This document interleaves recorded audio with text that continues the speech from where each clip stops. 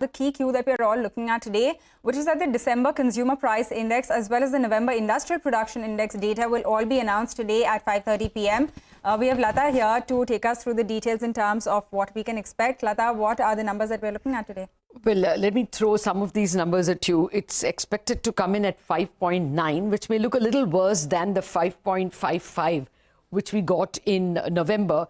But I wouldn't worry so much. You know, this comes over a 5.7 year ago.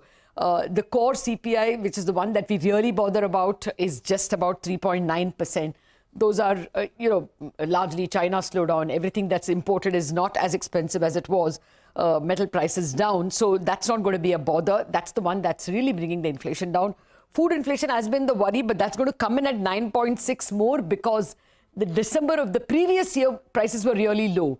Actually, November over December, or rather December over November, prices have actually fallen. Optically, it may look like, the food CPI may come in at about 9.5% compared to 8.5% in November. But month on month, prices are expected to have fallen. I mean, we know we are not grumbling anymore about tomato prices and onion prices as much as we did in November. So food prices have largely behaved themselves. Therefore, this is an uneventful number. I don't expect any shocks. If it is not 5.9, it may be 5.85 or 5.95. That's about all. And it won't even matter in terms of policy. And I'm just giving you the math. The RBI average for Q3, that's October, November, December, is 5.6. We already know October and November, there the average is 5.2.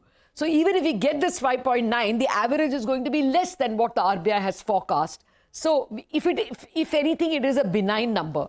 And all said and done, are we really looking only at CPI number? The bond markets are looking at what the US CPI number is, at when the Fed will cut, at how much bonds are going to be bought by the inclusion in the bond index, by the fiscal deficit that will come out on the vote on account. So this is not really a number that's going to shake the bond markets. And nevertheless, we have to keep it on our radar for policy purposes. November IIP is an even less eventful number because we know that the full year growth is 7.3% according to the forecast, that full year industrial output is 7.9%. So just for the record, it's expected to come in at a very tepid 3.5%.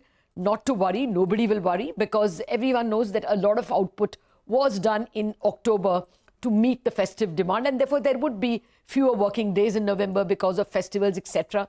So it will be 3.5, not a very shining number, but no one will worry. All right, Latha, thanks a lot for taking us through what we can expect on both the CPI and IIP. But with that, it is time for a short break. On the other side, US and UK have launched airstrikes on Houthis in Yemen in response to the Red Sea attacks. We are going to bring you more on this story when we come back.